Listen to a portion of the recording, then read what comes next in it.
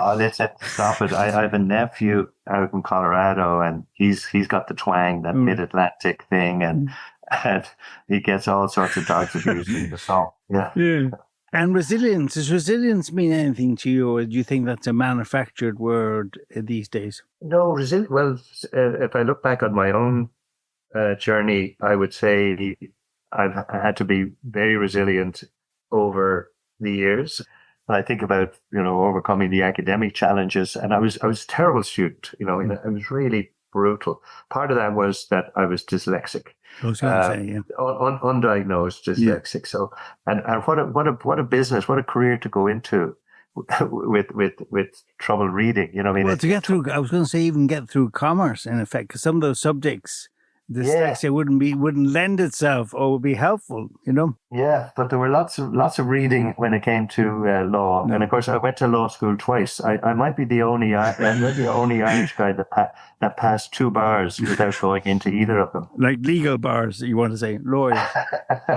Yeah, but so those sort of challenges were there, as you overcome them and you keep moving, and resilience. Yeah, it's I mean, But notwithstanding have you had any how kind of major failures or flops beyond the academic in a later life that you've had to dig deep and come back from, which could go into that category, or has everything been rock and But roll? the big one career wise was when that first law firm I joined in Boston Yeah. called Saplar and Bach, when it failed, that was enormously challenging.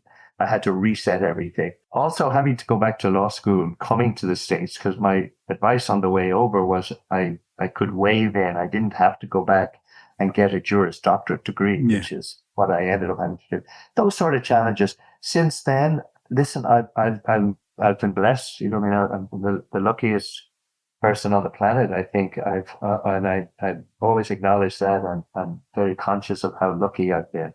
And there's some people say you make your own luck, but I would say, Rossa, to be honest, I think that my particular skill set is recognizing values and quality in people. Yeah. And I've been fortunate to always surrounded myself with extraordinary people. My partners here at Sullivan and Worcester are just really exemplary folks, very, very bright people who have a very strong sense of ethics and responsibility. And so I would say I've just been blessed. I really have. Family is fabulous. We've got three kids. I saw the pictures of your daughters. I similarly have two girls. Between them and Sam, the three of them now, they've produced seven grandchildren Well, for us, yeah. and they range in ages from 12 down to 2. And it's addiction. That changes your worldview or your perspective of life. Yeah, yeah, completely. And what is it All, about it, all, Aidan, that changes? well, all the shit that you think is really Important. important, it's Yeah. really not. Yeah. And in our 2 hours spent with those guys, I have two baby seats in the back of my fancy car over Yeah. here, and I just go pick them up and go for a spin, and we have the best chats and conversations. It's all in your future, and you can look forward to it. It's You think? amazing period of time. Right? And what inspired you to get involved in UCD in North America? Whereas when I met you in the early 90s and you're still kind of involved with Smurfit. Yeah, Senator Morris Manning, who is an extraordinary individual, He also. taught me politics. He's a great man. I Did he can teach politics? I canvassed for him. I think it was 81 or something for The Fine North Gael. Side. Yeah, in the north Yeah. side in Darndale when Bobby Sands was in strike, and going around Dublin south side as canvassing for Fine Gael in Darndale with Morris Manning was a challenge. I learnt what real life was about. Yeah, yeah. Morris. I